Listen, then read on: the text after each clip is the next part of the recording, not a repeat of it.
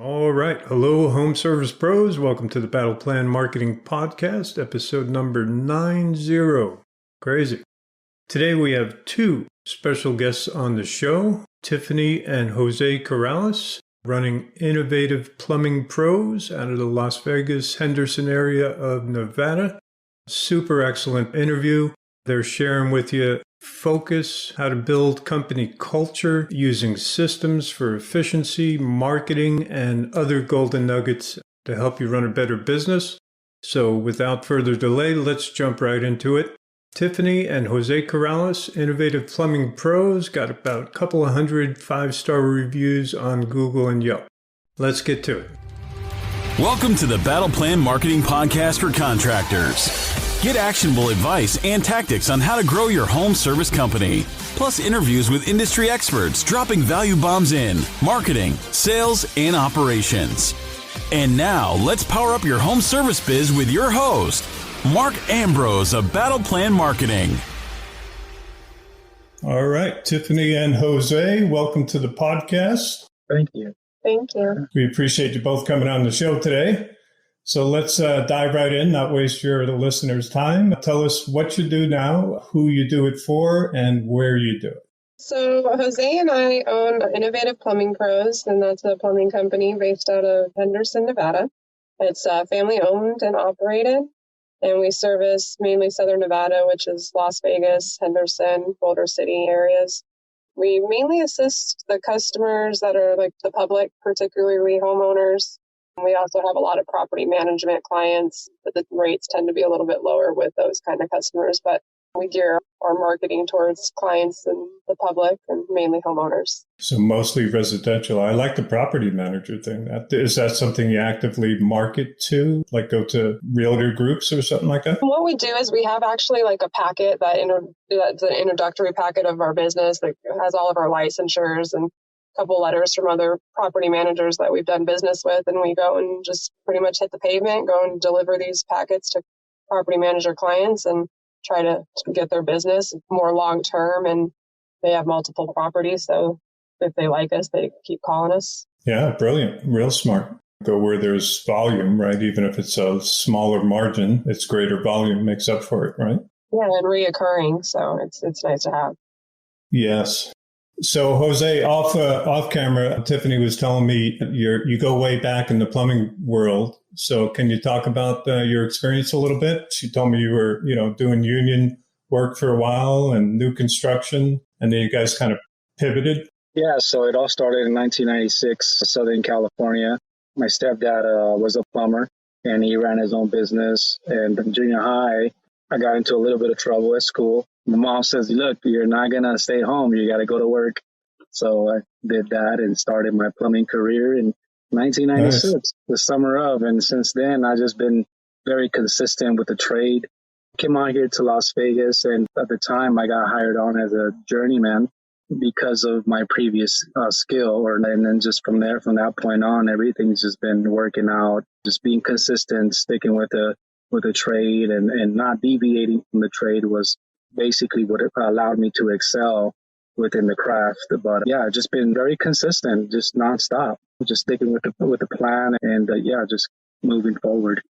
Focused on plumbing and not shiny object syndrome, which is hard to do, right? To stay focused on one profession, one career. And you got, especially now in the digital age, you got all these distractions out there that go make money doing this and make money doing that. So it's good to see that you just zeroed in and became a tradesperson all the way. You're all in. That's it. So sometimes working with different outfits, it allows me to acquire a certain set of skills that I wouldn't have if I just stuck with one particular company for 20 years. So some individuals that are in management positions, they can find what you're good at and they'll keep you there and you'll stay there for a very long time. So I was able to diversify by going to different companies. I was able to learn from the best and just basically pick out the best parts of the trade that I love from these particular individuals and use it myself and mold it to what I've become now, basically. Nice. Yeah. Plus you get to see the management style of a few different companies, right? For sure. And how they hire. So when you were doing union work, is that like a different job kind of quite often, or do you get to stay with one employer for a while? So union, you go out and you have a task to complete, whether it's renovating a high rise, certain floors. And once that task is done, they downsize and you move on to another project, which might be new construction. In my case, I was down at City Center working across the street from the MGM, and that was a massive construction site. So not every day do we get to deal with 15-inch roof drains. You just don't see that during regular construction or regular commercial or residential. You know, you talk about, you walk into a bathroom and there's 15 urinals and 17 toilets. And just that is just massive. So how do you make that all function all at one in unison? So all of that, it allows you to dive into the book and reverse calculate or try to figure out from the code aspect, how did all this come about and what is the proper size? And it really teaches you the nuts and bolts as to why these things are, how they function and how they function effectively without any issues. So it just, there's a lot to be learned when you're dealing with massive construction sites, and you can take that and bring it into the small world. You can go into a home, and if a homeowner wants to move a toilet or add a toilet, then you can say, look, you can have up to this many toilets for a 3-inch line, but we can add this particular fixture, move things around a lot easier, I guess. Yeah. Nice. Yeah, that's great experience. Is City Center, is that the Raiders stadium now, or?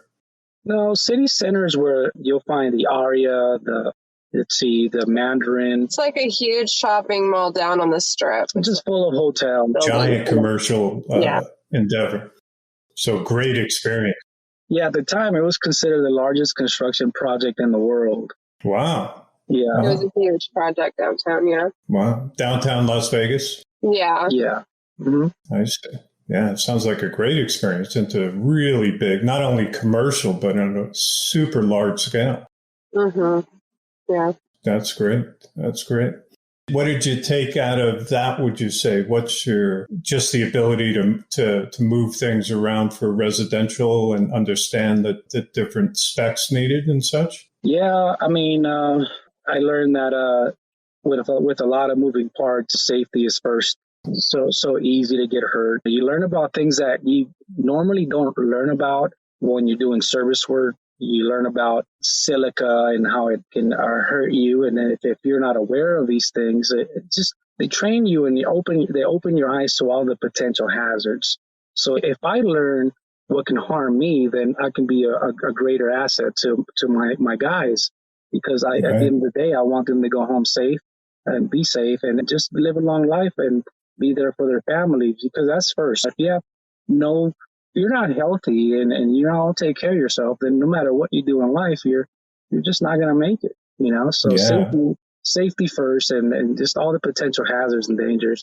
And that a lot of that stuff we hear about, but we don't understand it until someone really explains it to us. So during these safety meetings, before they allow you to step foot into this project, you have to sit in with the safety coordinator. You have to fully understand and be conscious that if you wear headphones and you're out here working and they're loading and unloading, well, you're not going to listen. You're not going to use your senses. You won't be there fully to protect yourself from these elements and moving parts. So safety definitely was a big one for me. Yeah, that's definitely big on large construction projects, right? So now you have a skill set that you're taking to your business that probably a lot of plumbing companies or any kind of service company doesn't really have, because although we're all trained to be safe and work safely and use the right equipment, right gear, right tools, right parts, until you live and breathe in it on a large scale like that, it doesn't hit home. And like you say, they're having safety meetings all the time on those kind of projects. So that's a great, fire, exactly. So great skill set to take into your company. I like that. So working for all those plumbers and doing all those different jobs through the years, did you zero in on, like when you established your company, did you say we're going to specialize in certain kinds of plumbing services, or were you just open to all of it? Well, when we started the company, we thought we were going to be mainly commercial because that's what his more recent years had been in very large commercial projects. And then I ran a construction office that was commercial as well, commercial construction. So for us, we were like, okay, cool. We know commercial construction. We did a couple commercial jobs with a couple general contractors, and it really wasn't what we were looking for. So we realized that residential was more of our alley. It was even though I personally had never done marketing or anything for a residential company or service company, that's just where we ended up going. It's not what our plan was, but that's where we ended up. Well, in the commercial world, somebody else kind of was the boss and and the contracts that hold you to things, and we're just, residential, you're more of your own boss. You could tell the customer, look, this is our schedule. This is what we have.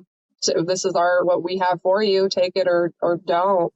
We're commercial. It's just more stress. They have deadlines. They're stressed out. They're stressing you out. It's just like, so service is more the way to go for us anyways. Yeah, well, and plus the service business is mostly recession proof, right? So right. Yeah, for sure. And we're kind of due. I don't have a crystal ball that works very well, but it feels like we're due for a slight correction in the next year or two. Yeah. So being in new construction, which seems probably very attractive right now, that it's hard to find skilled trades. Mm-hmm. Construction is booming. But when it ends, it literally turns off completely. Yes? Yeah. How about, are there particular plumbing services that you go after? Like, do you try to specialize in some companies are in drain cleaning and jetting or leak detection and mitigation? Do you zero in on anything particular? So we specialize. I mean, we can do obviously anything, and we prefer to have some of these higher ticket items when you market. You want to have your efforts go towards these higher dollar amounts, and the ones that are going to keep the employees on one job site and not wasting gas going to site. So like the water line replacements are a big ticket item that we do quite a bit of water line replacements. Tankless water heater installs. I mean, he does phenomenal. They look so beautiful when they're done, these installs. And so I would say that's definitely a specialty of his. He's very particular. These tankless installs come out very nice. Or like the water repipes, stuff like that. So I would say that as far as marketing goes, I do try to gear some more along the lines of those big ticket items. Yeah. So repipes and water heaters. Are there rebates in Nevada or maybe just in your cities for tankless or for the homeowner? There used to be a rebate. Yeah. That went away a couple of years ago. I see. Yeah, I mean, there's a federal rebate on energy efficiency. If you keep all those tickets in file and give them to your CPA, they can help you with that. But yeah, I mean, I take pride in my word. It comes to a point where plumbing is just not plumbing anymore. If I have the opportunity to turn something into art, I can step back and just love it and just soak it in and live the moment, because that's just basically what you got, right? Those are some of the most beautiful words I've heard in 90 episodes of doing this show, actually, Jose. Turning it into enjoy what you do or make the best out of it. Or like if you're doing plumbing, he makes it his art. He makes it just everything's level to a T. Everything's just looks really nice. It feels good. It looks good. Yeah. It makes me feel good. It's just all around. I think the customers are taken back. They're not used to having, for instance, like a solder joint. You can make a solder joint just look so flawless, almost as if it came out of the factory. Or it can just look like solder just ran all over the pipe. I can't live with something like that, personally. I love hearing it, man. Yeah, because today it's a double-edged sword, right? So because of the digital environment we're in, you can market to anybody, right? But conversely, your prospects, your homeowners in your area, there's now 1 million plumbers that they can call. That's right? true. So we did a episode, I don't have the number off the top of my head, called Quality is Free, based on a book that my dad gave me when I graduated high school by that title. And basically, it just says doing it the best you can, the right way, using the best parts, doing the work quality, and being all in is actually the least expensive way to do the job. Because you'll get referrals, you'll get repeat business. But if you cut some corners, you may have to go back. You may lose those referrals. You may lose those testimonials, case studies, etc.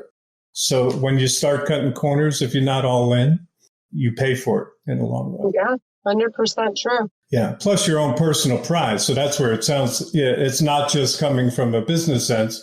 You're a little Zen master over there, Jose. You're all in on being in the moment, right? It's all satisfying. It can be satisfying or it can be a nightmare. It just depends on the perception. Yeah. So. Right. So do you guys get into leak detection at all? We have a couple of plumbers. They kind of specialize in that. Do you like that world at all? Are there slabs? Or when it comes to leak detection, I'm kind of like a leak detection nerd. I have like 5 different types of leak detectors in my truck. Oh, nice. And I just like to stay on the top of cutting edge technology. Yeah. And I love it. I love a good challenge. Whenever I get a call and they tell me, look, you're the 3rd or 4th plumber and we haven't been able to find. I take that personal. I'm not here for your money at this point. I get it done. I get the job done. I feel good. Yeah. We even talked about training our dog to sniff out leaks. It's a thing. Oh, wow. Yeah, I bet they could do that. Yeah. Yeah. There's a dog. Yeah, there's a couple dogs that can do that. And so we were talking about, what if we train the dog to help us? Like, that would be such a cool marketing thing. But she didn't qualify. We took her. It could be done, and we would have done it. But we have 4 dogs already. We just can't have one more. That's just too many. Yeah, we were thinking about getting a spaniel because they're better at sniff. Anyways, it was a whole thing. Right. We did talk about doing it and actually. Super interesting, and I have little doubt that a certain breed maybe or whatever, and a certain trainer also perhaps. Yeah. But I bet they can do that. So that's interesting. I like. So you're using sound equipment and thermal equipment to find leaks and stuff. Yeah. So thermal imaging, because if there's a suspected smell or you see dampness, thermal imaging is going to tell me whether or not it's a cold water leak, hot water leak. And if I can find it with using least invasive amount of equipment, then we'll do that first. If not, then we'll make sure that all the valves are in place. We'll utilize the meter, and if the meter's moving, then we know we have a leak. And then we'll go to the primary valve. A lot of times, some of these homes, especially 1980, early 90s, these homes have main valves and pressure regulators in front of the house that are buried. So no one knows that these things live in the ground. So sometimes you walk into a property that has a leak and they don't have a shutoff valve, and the only thing that they have is a meter. I says, well, no, there's a valve here. It's 24 inches in the ground. I guarantee it. BS. They don't believe it. So I have to get in there, pull out my shovel, unearth it, and then we start building a rapport. Now they start to trust me. And so then we replace that valve and do our leak detection and find it, isolate it, and reroute. We don't like to break concrete anymore. There's just too much at play with concrete, and rerouting is the way to go. Longer warranty, better materials. We can always select the proper path that's going to be, just not so involved. So, yeah, leak detection it's definitely one of my preferred skills. Yeah, nice. And there's good money in that. So that's crazy. So certain builds before, I forgot what you said, 86 or something? Early 90s, 80s, 70s, going back to Genghis Khan. I mean, before the 90s, yeah. That is so wild. No shutoff valve at where it meets, where the main goes into the house. Right. But some of these like newer houses, it goes right to the garage and you'll see a valve with a regulator. So at that point, you just close the valve. But most of these houses, they have them. But they buried them. Yeah. What happens when the regulator goes bad, right? Oh, well, there's no pressure. I wonder why. Well, no one put a yard box and people paved over it or put concrete or whatever. Yeah. So I'm imagining that you're also putting in a regulator and a shutoff valve at the house or in the garage or somewhere where the main line comes in? The first thing that I would do is I would take my pressure gauge, put it on a hose bib, and we want to find out what kind of pressure you're receiving, right? So if you're over 80 psi, then we know that code states that we got to have a regulator. If you don't have one now, well, let's figure out a proper place so how we can put one in. So that's step number one. Now, if you're under pressure, I'm going to ask to see if we can go talk to your neighbor and see what kind of pressure they're getting. Because if their pressure is better than your pressure, then there's a problem. Then there's a regulator that's been missing and needs to be found. So detective work there. I like that. Are there is it mostly slab foundations in residential? Here in Vegas, yeah. Okay, so no basement. So there is pipe in the foundation that you don't want to, hack into. Yeah, depending on the year of the home, a lot of the older homes and some of the somewhat newer homes ran pipes underneath in the slab. So a lot of times if there's a leak, it'll be, if it's not outside in the main yard, if it's in the house, it will be most of the time under the slab. Right. The problem with copper piping in the slab is these older homes have been renovated so many times. So I'll tell this to everybody I know. If you're a plumber, master plumber, or whoever your apprentice, you just double check, triple check, because during renovations, maybe a handy person, I don't know, maybe someone that wasn't aware, cut into the copper in the ground, put a fitting, and now there's a leak, right? So if you mitigate that line that's leaking, you're also going to eliminate another fixture. And those are some things that are unforeseeable. So be aware of that. Right. Yeah. Where's that line going to? Line tracing, right? So are you using tools for line tracing, also finding the next manifold? Yeah, but it's come to a point where we just know where the first line is going and where is leading after that, because it wouldn't make sense to go to a water heater first we'll go to a water heater, and then from there, it wouldn't make sense to go to a casita. So it's all relative. The floor plan layout is very self-explanatory, but we also have tools that can transmit through copper, and we can trace the line and identify in what direction is flowing. And you're only as good as your tools. So I thoroughly believe in that. And I try to use the knowledge that I've learned throughout the years. And if I have any doubts, then I'll use my resources. Yeah. So some of it is common sense by the layout of the house. And if it's most of it is, but having those tools, you can reassure yourself that you're on the right track. Yeah. I had a foundation leak myself, I don't know, 5 or 6 months ago, I want to say. Just walking into the kitchen, I saw a little puddle on the tile. I was actually talking to my plumber on the phone while I was walking into there. So they came in, they found the leak, but to find the next manifold, he threw, I don't know what the device is called. It looks like fish tape. So he kind of put the fish tape in the pipe and had another handheld device that found it electronically. I found the tip of that fish tape electronically. And that's... Yeah, so a lot of times you can run that fish tape, drop it through a copper line that's losing water. And if you have someone else, you can go listen for it. It'll come back up and you can hear the tapping noise. Now it's okay, well, the manifold's right here. Let's cut it open and expose it and reroute it. Yeah, I've used that method several times. That's an old school method, and I absolutely love it. Nice. Sometimes the old stuff still works, right? For sure. Sweet. Do you do mitigation at all, the dry out, or do you bring in a team to do that or recommend somebody? We don't do mitigation. Sometimes we'll just let the homeowner know, listen, just call your insurance, and we provide a plumbing estimate to repair the problem, and the insurance company will either grant give us the approval, but for the most part, we're strictly plumbing, but if we get out to a job and there's significant water damage, we want the homeowners to be informed. And so we'll just let them know, hey, you might want to reach out to your insurance or to a mitigation company and just get a free assessment. A lot of these companies offer free assessments. Okay, so if there's water damage, basically you recommend they contact their insurance company. If they need mitigation, restoration, you leave it up between them and their insurance company then. Correct. Yes? Yeah. We just want them to be informed, and basically we take our stuff out of the equation at that point. Gotcha.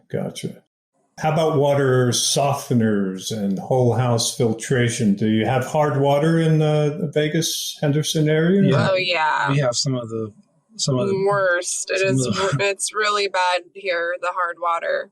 I wouldn't say that water softeners are like a big part of our, I mean, we do a lot. There's a variety. They have saltless units now. They have multiple different options these days. We do have a couple manufacturers that list us on their website. So a lot of times we'll get calls directly from customers that have purchased a unit from them. But I wouldn't say it's a huge part of our revenue. Okay.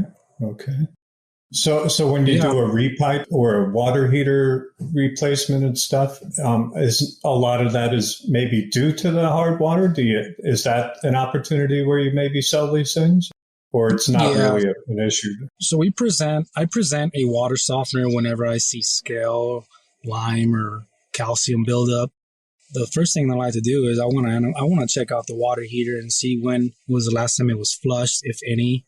So I'll take a sample from the bottom of the water heater and I'll bring it to the homeowner and say, look, it's about time that we either replace this water heater, flush the water heater, but also let's talk about a proper water treatment system so that we can extend the life expectancy of your plumbing. So during a repipe, I always provide an optional estimate to include a water softener loop, because if you're repiping the house, then let's throw in a water softener loop so that you know, if you're not ready now, maybe in 5 years, you'll have that option. And we can talk about a saltless softener or a softener with a brine tank. So definitely, we always put it out there. We always recommend it. But it seems as if homeowners, for the most part, not all, the bare minimum, just enough to get back on the road. Just get me working again and nothing extra. I don't consider myself I can sell to a certain extent, but I'm not going to sell you something that I'm not pushing. I'm just there to help you out with your plumbing endeavor, and I'll put a bug in your ear and think about it. And if it sounds like a good idea, give us a call. We'll take care of you. Yeah. Nothing worse than being salesy on a call at all, actually. So don't blame you there. And there's really not a lot of homeowners don't really understand the relationship. Well, they don't know what hard water may or may not be, and they don't understand as a whole. Some people do, of course, the relationship between hard water and buildup in pipes, corrosion in appliances, soap scum on the longevity of the fixtures, especially here with the calcium buildup. Investing in a water softener is a very good idea.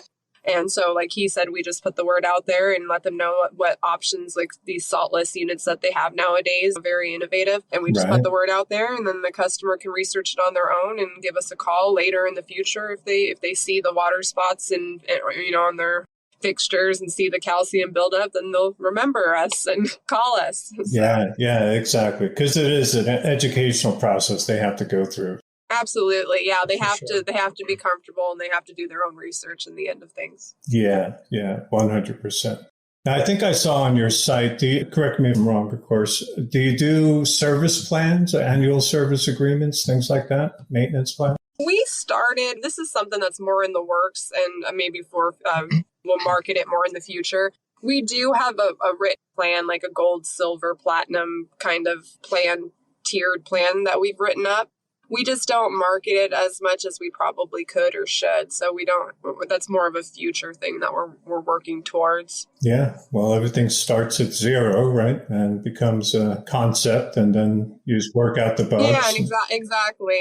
And figure out what would work better and what we can actually do for ourselves. Because we stay pretty busy with just the jobs we have. So the service plans and servicing, like free plumbing inspections and different things like that would come from that. We just have to make sure we manage our workload too. So that's another thing that comes with these reoccurring plans. Exactly. Yeah, it's good. It's a good tool to hold on to, existing and past customers, right? And keep them in your pipeline and repeat business. But it is an effort, and a large one, to put it together, to get the billing, all that good stuff, to get it all automated.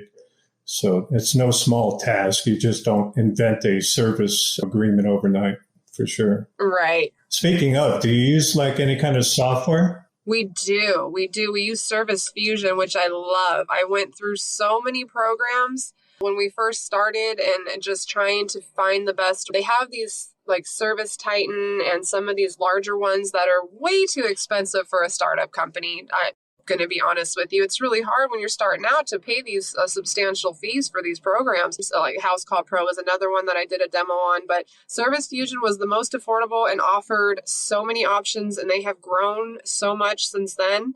And I highly recommend them for anybody that's doing like that needs to keep track of these service calls. You can upload photos in there, your notes, your purchase order numbers. You can do inventory in that system. I mean, it's phenomenal and it's affordable. Nice. And your booking calendar is in there and communication channels to the clients and everything, right? Absolutely. Yep. Yeah, There's we the map recommend in that. there. We could see where all the technicians are at and all. I still remember back in the day in the 90s when in the 90s we were using a Thomas guide to get across town in Los Angeles. I mean, that was a task within itself. Yeah. So I'm very thankful for the software, and everything's at our fingertips these days. So it makes the job a lot easier, and we can devote.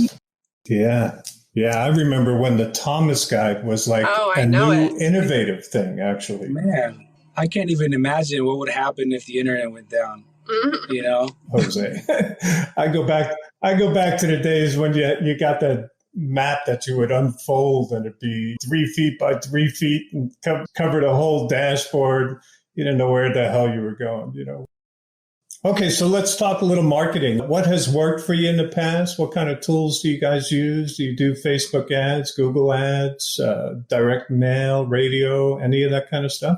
So what we currently use as far as paid leads and advertising is the Google leads, it's the service lead.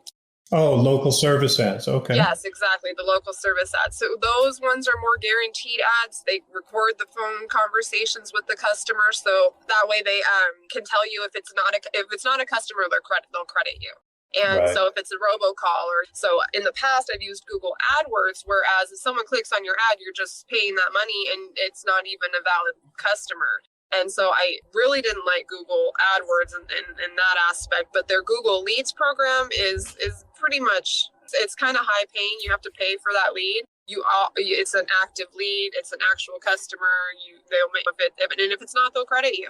So the only thing is you have to manage it. You have to make sure you're listening to the calls. You can go back and listen to them and just make sure you're disputing them if they're not valid leads. In the past, we've used Yelp, which I don't particularly love either. And we've used Home Advisor, which is now Angie. When we first started, that was where a lot of our calls come. But I don't like their system either, because you have to call them immediately. They send it out to 4 different people, and it's really hard to get that business. It's a race to the lowest price on the and so SEO marketing is what is cheap. I can do it myself. You get yourself up in Google and organically. That's kind of where we've done most of ours. Is just in-house. Nice. I like hearing that. Yeah, take control. You own it. So I always talk about that on the podcast. Of course, you have to invest in some lead generation, but you definitely should invest in SEO. I see you have a blog, you write articles. So good work there, because that's, again, you own it. And yes, it takes time, but 5 years from now, whatever, you have another 100, 200, 300 articles on there. You're building a foundation that continues to build on itself. People will email me for guest posts too. So some of those articles are people that will send me free content. They'll email me and say, hey, I need a link for my customer. Can I post a blog on your website? And I'm like, yeah, because it gives my website more content and I don't have to write the blog. So that's a great advice right there, Tiffany. Actually, you could even put a page on your site, write for us with your ability to approve or disapprove of the content, because they want the link. Links are gold out there. So you should even think of doing some of that yourself, maybe, or more of this where you are a guest on a podcast or you do a guest post on somebody's blog. Because you'll get links now from podcast channels, from YouTube, from websites, and those things, those links to your website power up your website. So over time, it's a great tool. And that's a great tool. I've not even in 90 episodes, not even talked about. So good advice for service companies out there. Again, you can make a page on your site, write for us, give us a blog that's a great post. idea. Yeah, and invite it. Because some writers and webmasters, SEO professionals, are actually searching for websites that have that term, write for us. Well, right. And honestly, I've paid for people to write for us in the past. So this is something that I've paid people to do, and in all actuality, people are willing to do it for free. Yes, no, super, super great way to do that. And I like the LSA ads also. You get rid of the fraud. So for future, if you ever go into Google Ads again, there are tools out there. We use one called ClickGuard. I believe it's clickguard.com. And so, you really cannot run Google search ads without something like ClickGuard, because your competitors are going to click on you. There are click farms out there. There are robots, and even Google themselves is clicking on your ads. And so when we install something like ClickGuard, we usually have about a 20 to 30% savings for the account. We have some clients who spend more than $10,000 a month in Google Ads. Wow. And that takes $3,000 a month is abusive and fraudulent clicks. Yeah. Which is super expensive. I'm sure you already know the plumbing world, I'm sure in Las Vegas is super competitive. The cost per clicks are crazy on some of these things. So it can get unaffordable super fast. Yes. How about what has not worked? Anything you tried in the marketing and looking back in the past, something that just like, why did we do that? We had some SEO companies that we had hired initially that didn't pan out. I said earlier, a home advisor was kind of a waste for the most part. And then the Google AdWords didn't really work out for us either, just because even when we hired a Google campaign manager for free, they actually offer that service for free.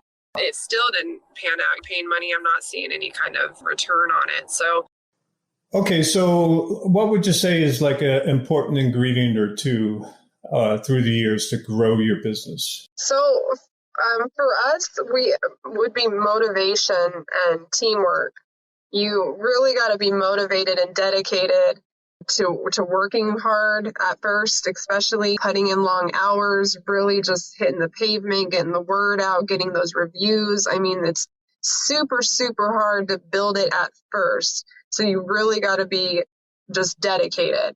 And then for us, it's the teamwork. Him and I together have been able to run a really profitable company. He's been working plumbing for many years. I've been managing an office for many years. So together, the teamwork has really helped us to be successful, mainly because we are both in the industry and able to use what we know and work together to build it. Yeah, you have Staying hungry, staying humble, and keep your eye on the price and figuring out what we want in life and what others want out of life and fulfilling those appetites and seeing results and staying motivated and just being positive. I like it. All great advice right there. 100%. How about something you wish you knew when you started that you know today you've learned through the years? Anything looking back, you go, wow, I really wish we knew. I mean, there's so much that could be said here, but I guess one of the main things is how to motivate people, and sometimes even ourselves, like how to keep that motivation, how to keep that drive, how to keep yourself engaged, how to keep the employees engaged and learning new techniques, but being innovative. It's really hard when you get in the redundancy of the job to keep people, and like I said, even ourselves at times, motivated to do the best they can. And we're still challenged with that at times. But I think that that's one of our main things, is that it's easy to manage ourselves and whatnot, but it's much harder to motivate and to manage the company and the people and all the aspects and all the moving parts of it. Yeah, I agree with that completely. That's the same for every business owner. You got your day to day and you're really busy, hopefully, and somewhere in there you also have to make room for all the planning, all the developing the culture within your company, your training programs. It's not for the weak at heart, that's for sure. That's right. How about, so through the years, what's meant the most to you personally about owning, to each of you, about owning and running the company and having employees, customers, and all that? It just teaches you life lessons. Teach you you acquire a certain set of skills that you wouldn't otherwise, problem solving, and it gives you just life lessons, and it gives you freedom. That means a lot to be able to, come home and spend some time with the family and unwind a little bit.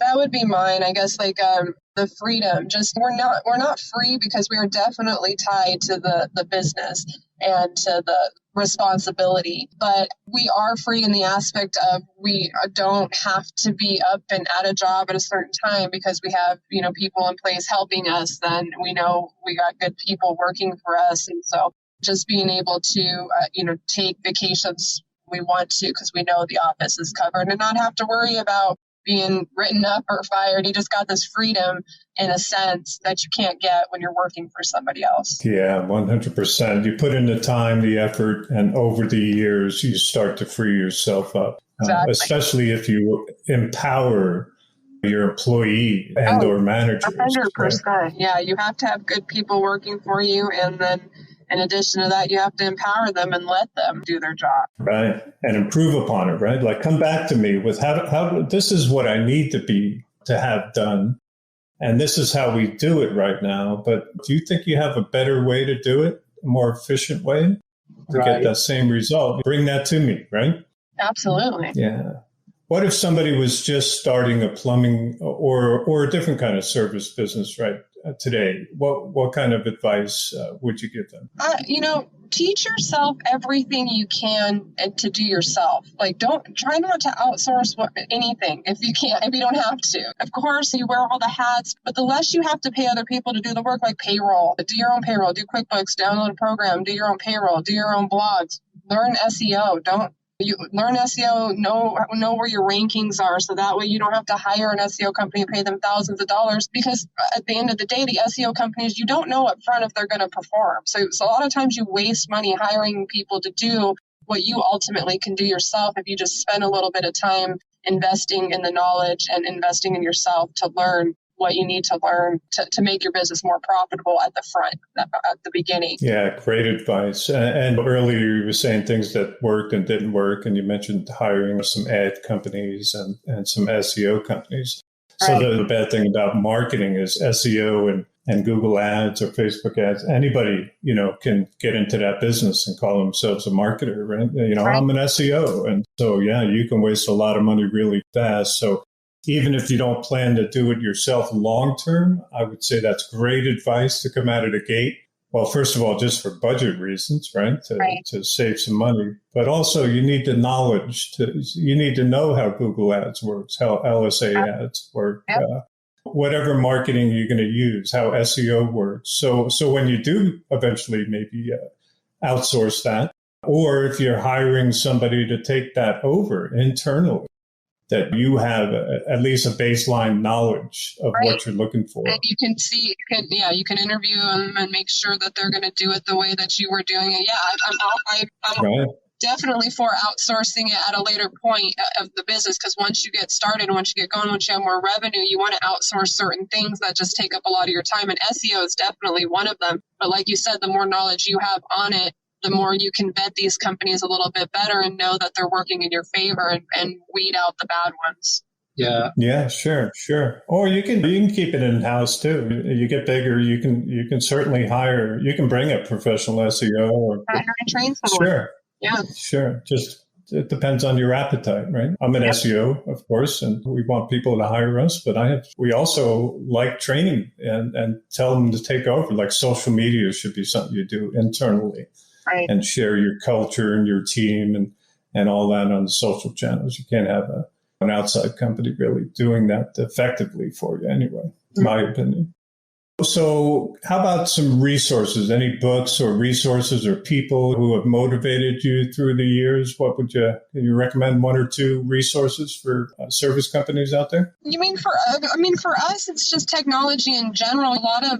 There's just a lot of things that is at your fingertips with just your phone. We research all the time new technology that's coming out, new equipment that's came out, new ways of doing things in the plumbing industry. And most of the stuff that's related to us is just as simple as getting on Google and YouTubing a video of somebody that's putting together the manufacturer that's put together a video on how to use this new item and stuff like that. So a lot of for us, it's just the technology. You mentioned the Service Fusion app that we use. That in itself is a huge resource. You can go back.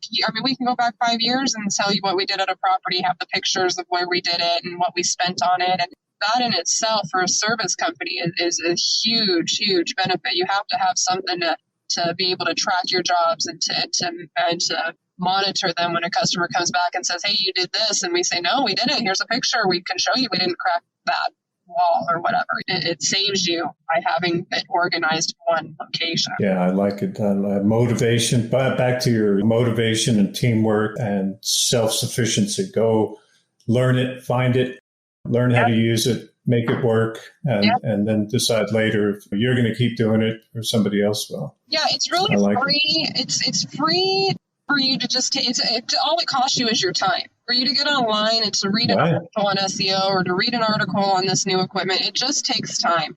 And if you're devoted and, like you said, motivated, going back to what we said is really what grows the business. If you're motivated and dedicated and you're researching and you're learning, then you can't really fail because you know it. So you just got to devote the time to yourself if you really want to be successful. And learn. Yeah, I have an old friend whose motto was, "You gotta wanna." That too, right? Yeah, 100%. And so you're right, Tiffany. Everything is on the internet or on YouTube to learn. I made a joke with some friends a while back. Even brain surgery, and you can go on YouTube and Google brain surgery and watch one. Yeah. So I don't know if you could learn how to do it, but that might be kind of hard. But yeah. Not the doctor I want. Yeah. Hey, doc, where did you learn your skills? On YouTube. But truly, for us, for most companies, most business owners, everything you want to learn or most of what you need to learn or can help you run your business more effectively can be found online. I'm so glad you keep talking about the CRM Service Fusion. Yes. So that's would you say that was one of your best moves in the business? Oh, yeah, 100%. I was really struggling because I didn't want to have to pay a phenomenal amount of money when we were just starting out for a program. So Service Fusion was huge for us. I was doing an Excel spreadsheet and mapping things out on MapQuest. It was awful. Once I found that program and it was $180 a month.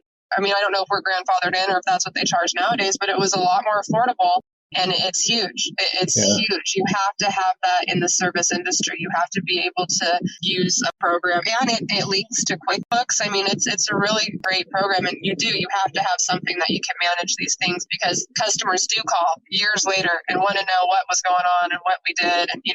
And that's just a huge tool. It's super beneficial. Yeah, save you a lot of time, duplicate entry, like you're saying, Excel spreadsheets, and then you got to do it again over in QuickBooks or whatever. And you're organized. It's also impressive, right? The customer calls you up and hey, Joe Smith, we did a water heater for you 6 months ago. How's that going? Right? And then also you get their information in your system, and then you can retarget the customers. You get their email addresses. You have this customer list, and you can remarket to them. So it's also beneficial in that aspect. Yeah. Your customer list actually can be one of your greatest assets to use it properly. So 100%. Well, I really appreciate that. So we'll wrap it up here. Is there, if you were in my shoes, is there a question you would ask yourself that I overlooked? No, I think you pretty much covered a lot of what we do. I think one of the things is just areas and zones and knowing your city, what time of day is traffic hour, what highways are being worked on. How long is it going to take you to get from here to North Las Vegas? Am I biting more than I can chew? Am I overextending myself? Could there be errors because as a result of that? Am I going to be home at 9 o'clock because I took on this project that's 45 minutes away? Just those things are very important. At the beginning of our journey, we started taking projects across town. And so we were spreading ourselves thin, focusing on our community and our area. We're saving on gas, time. Just we're able to perform more work, help people. It's just those kind of things. And going back to what kind of advice I would give somebody starting off, it's just know exactly what you're getting into. You got to understand when it comes to plumbing, understand it thoroughly, because the next guy, if you screw up, the next guy's going to catch it. You're going to find yourself under the gun. You never want to be under the gun. Always want to be on top of your game. Speak with conviction. Know what you're talking about. Know your product. And you're there to help someone in distress. So never put yourself in a situation that you're unsure of. If you're not sure about a project or service, say I can't do it. Say I'm sorry, I can't. It's just saying no is powerful. So I guess that's one of our biggest issues. So it's not a question that I think you touched on it briefly maybe, but one of our biggest issues running a service company is biting off more than we can chew. The customers call us, they're frantic, they have a leaking water, they have a flood, they have this. It's across town, they're a repeat customer, they want us there now. And we had a hard time, and still do at times, telling them, no, we can't take this on, we're too busy, it's too far, it's not in our realm. And one of the biggest challenges for us is saying no to the customer. And sometimes you have to, because in the end, it's a liability if you spread yourself too thin. If you send a technician that isn't familiar with that kind of work, if there's all these things that you do because the customer is stressed out and you feel bad for them. And at the end, it bites you in the butt. So that's one of the biggest lessons that we have taken into going into 6 years, 7 years into this, is that you have to be able to say no. You can't spread yourself too thin, because the business will ultimately be affected and negatively. So it's a big learning lesson. Super good advice there. And we all do that coming out of the gate, right? Because we're hungry. We got to get the business going. You take on any kind of job. And you're right now, gosh, with gasoline, with fuel costs the way they are, and who knows how long they'll be that way, you got to really plot your day out strategically. And saying no to small jobs or jobs that are too far away, or I'm glad you pointed that out too, jobs that are over your head. Yeah, high liability jobs, high rises. We have high rises here. We don't work on them. We don't work on high rises because if you flood the 50th floor, it's a high liability. So you just got to know when to say no is a big thing. Know what you're getting into. Know what your insurance policy covers. Always stay cut. You don't want to find yourself in a bind. Try not to file claims if you have to. Just don't put yourself under the gun. Don't take any risks. Don't take any chances. You're dealing with... So you're not sure about it. Yeah, you're dealing with water, and water is not forgiving. Right. Yeah. Easier to say, or better to say no. Maybe not easier.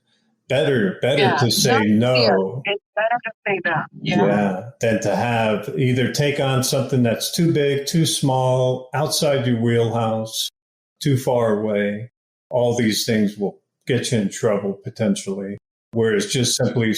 Yeah, if you don't know thoroughly what you're getting into, you have to be top-notch, on your toes all the time, and fully understand. You got to be fully present and not be stuck in thought while you're walking these projects, because if you miss something, it can be devastating. So be fully present, be fully aware, very receptive and ready to go. There it is. Zen Master Jose. You said it. I said it. I did say it, and I can feel it. So you got that's what it is, right? Being focused in the moment, not letting distractions get you in trouble or take you away from what you should be doing in the moment. Really great stuff. Really great stuff. Where can our listeners connect with you if they choose to online? What's your website? By the way, I should have done this in the beginning, and I will in the intro. You guys run a great company. According to your customers, you got 200 plus 5-star reviews totaled on Google, Yelp. and the other channels. So my hat's off to you for walking the walk and not just talking the talk. Thank you. Yeah. So where can our listeners connect with you guys? Do you want to share your website or email or something else with them? Yeah, our website is innovativeplumbingpros.com, and they can reach us at info@innovativeplumbingpros.com. Excellent. Thank you for that, Tiffany.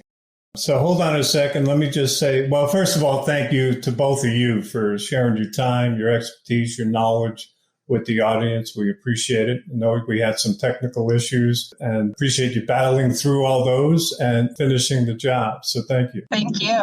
And thanks to our listeners for sharing your time and attention with us today. We hope you found some value and some golden nuggets in all that conversation. If you like what you heard, please rate, review, and subscribe to our podcast so you get notified of future episodes. Feel free to share this one on your social channels. We'll see you in the next one. Good luck out there and create a great day. Thanks for listening to the Battle Plan Marketing Podcast. To power up your home service business, for show notes, visit battleplanmarketing.com/podcast. If you enjoyed our show, please share it on social. Until next time.